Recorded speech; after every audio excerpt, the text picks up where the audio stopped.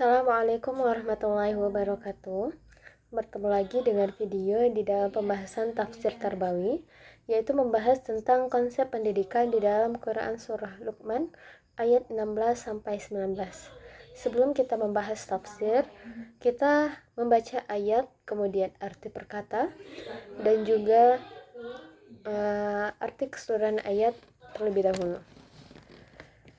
A'udzu billahi minasyaitonir rajim. Bismillahirrahmanirrahim. Ya bunayya innaha in taku mithqala habbatin min khardalin fatakun fihi sakhrah أو في السماوات أو في الأرض يأتي بها الله إن الله لطيف خبير يا بني أقيم الصلاة وأمر بالمعروف وانهى عن المنكر واصبر على ما أصابك إن ذلك من عزم الأمور ولا تسعر خدك للناس ولا تمشي في الأرض مرحا إن الله لا يحب كل مختال فخور وقصد في يمشيك واغضض عن صوتك إن أنكر الأصوات لصوت الحمير صدق الله العظيم. Ya bunayya, wahai anakku, innaha sesungguhnya, in jika taku ada sesuatu perbuatan, mithqala seberat, habbah biji, min dari, khordalin sawi, fatakun lalu perbuatan ada, fi sokhratin dalam batu, au fis samawati atau di langit, au fil ard ataupun di bumi, ya'ti biha mendatangkan dengannya Allah. Innallaha sesungguhnya Allah latifun khabir maha halus maha mengetahui. Ya bunayya, wahai anakku, aqimis shalah, dirikanlah salat, wa'mur bil ma'ruf, dan suruhlah kepada kebaikan, wanha 'anil munkar, dan cegahlah dari kemungkaran, wasbir 'ala ma asabak, dan bersabarlah atas apa yang menimpamu. Inna sesungguhnya, zalika demikian itu, min azmin umur termasuk perkara yang penting. Wala tusa'ir, dan janganlah kamu memalingkan, khaddaka linnas, mukamu dari manusia, wala tamshi, dan janganlah kamu berjalan fil ard di bumi, maraha dengan angkuh. Innallaha sesungguhnya Allah, la yuhibbu tidak menyukai, kullah mukhtalin fakhur setiap orang yang sombong dan membanggakan diri. Waqsir, dan sederhanakanlah fi yamshik dalam berjalan kamu, waghdud, dan lunakkanlah min sautik suara kamu. Inna sesungguhnya, ankarul aswat seburuk-buruknya suara, la sautul hamir suara keledai.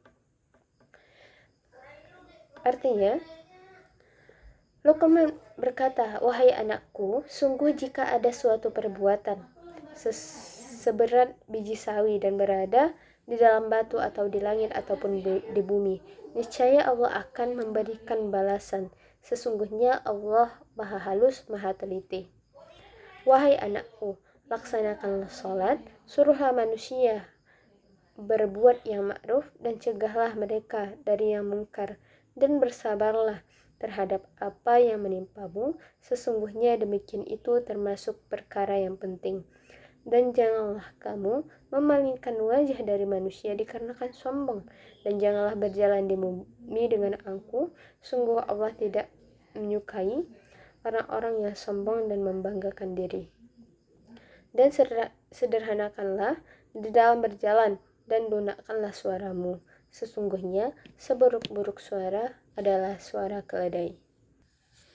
Tafsir di dalam ayat ini yang pertama yaitu di dalam ayat ke-16.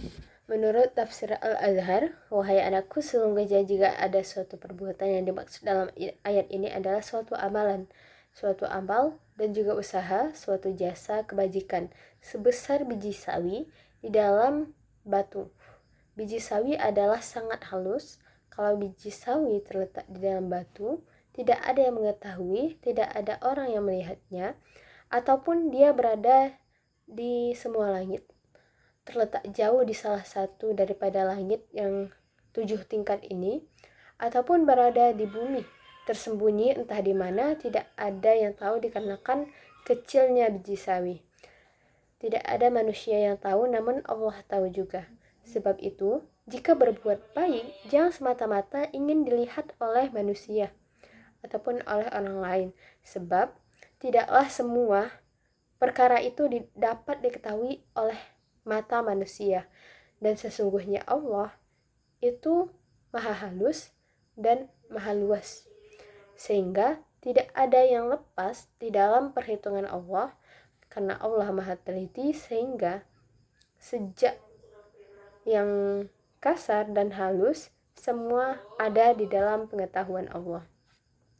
Ayat 17, menurut tafsir Ibnu Katsir menjelaskan bahwa ayat ini Luqman berkata kepada anaknya, "Hai anakku, dirikanlah sholat, laksanakanlah sholat pada waktunya sesuai dengan ketentuan yang ada, syarat-syarat dan rukunnya.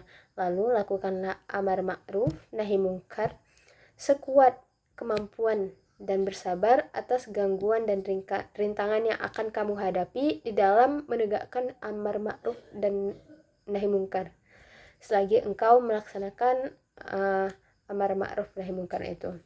Menurut Al-Marawi, di dalam ayat ini menjelaskan bahwa Luqman memberikan nasihat kepada anaknya, di antaranya untuk mendirikan sholat dan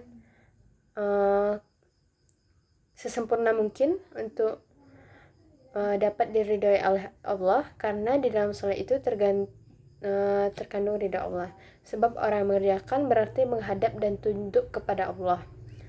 Kemudian ayat selanjutnya, ayat ke-18, menurut tafsir Ibnu Katsir menjelaskan, janganlah engkau memalingkan mukamu karena sombong dan memandang rendah orang lain yang berada di depanmu, dan janganlah engkau berjalan di muka bumi ini dengan angkuh, karena Allah sekali-kali tidak menyukai orang-orang yang sombong dan membanggakan diri.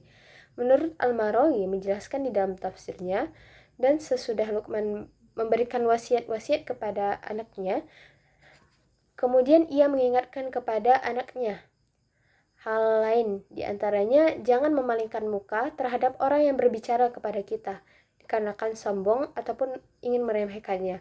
Akan tetapi hadapkanlah muka yang berseri dan juga merasa gembira tanpa rasa sombong dan juga angkuh. Jangan kamu berjalan di muka bumi dengan angkuh dan sombong, sesungguhnya hal itu adalah orang yang banggakan diri dan Allah tidak menyukainya. Menurut tafsir Sayyid Qutb di dalam ayat 18 dan 19, Luqman meneruskan secara panjang lebar tentang wasiatnya yang diceritakan di dalam Al-Quran. Di sini sampai kepada bahasa tentang adab seorang dai kepada Allah Subhanahu wa taala.